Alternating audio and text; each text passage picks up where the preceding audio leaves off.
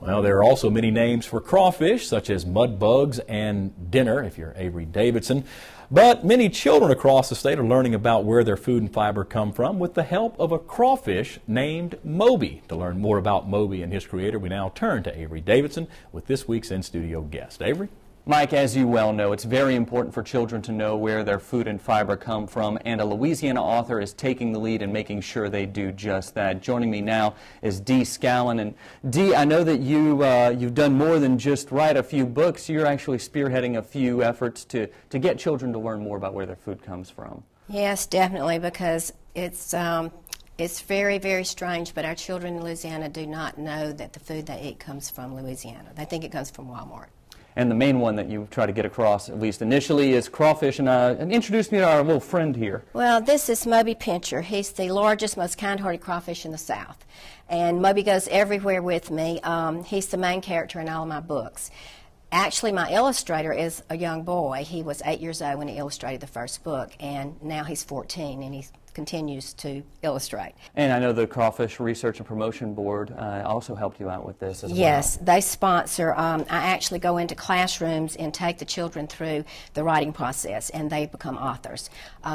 We've got 50 books so far. Wow. From all over Louisiana, all different parishes, and these are entire grades of children, not just a class. It can be like 140 children writing one book, and it's placed in the school library from that grade to their school, and it stays there forever.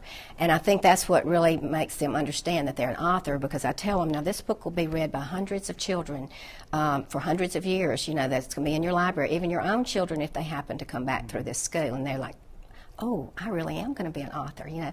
And I think that gives them the momentum, you know, to get going, because they know that it's a real product, a real concrete thing that they're doing, rather than something that mother's going to look at and say, oh, this is great, and we'll save it, you know, because everybody's going to see it. In a lot of cases, we put them in the parish library, too. And you work closely with teachers to make sure that what you're giving them is part of a lesson plan to help them bring the children along and work into their curriculum. Basically, that's the only way you can get into schools now, is if you're targeting the LEAP test or the GLEs. So this project right here covers every GLE there is in English and writing, and then if they connect it to history or science, again, you've got more GLEs covered, and also computer science, because a lot of the classes take it a level higher, and they'll put everything in the computer and format their book. And Dee, I understand you recently received a very important award, the Angel Award from Blue Cross Blue Shield. Tell me a little bit about your feeling of reward there. Oh, that was very exciting. I felt like that the award really should be more about what the children are doing rather than what I'm doing, because I'm a teacher and I'm doing what any teacher would do, and I love doing it. But the children are, I don't know how to express what these children are writing. I mean, it is incredible.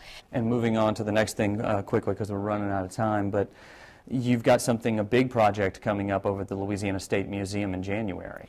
Right. It's promoting commodities, trying to teach our children what Louisiana produces. There's so many treasures in this state, and the children need to know about them. So upstairs is the commodity floor of the State Museum, and there's a big crawfish right on the top, and so we will be doing a performance right there, and they'll be busing in children. They truly do know when they leave that performance what we grow in Louisiana. That's important. Thank you very much. Dee Scallan, local author here in Louisiana. And Mike, you heard her mention that she has a website. You can get to it by going to our website, twilatv.org. Back to you.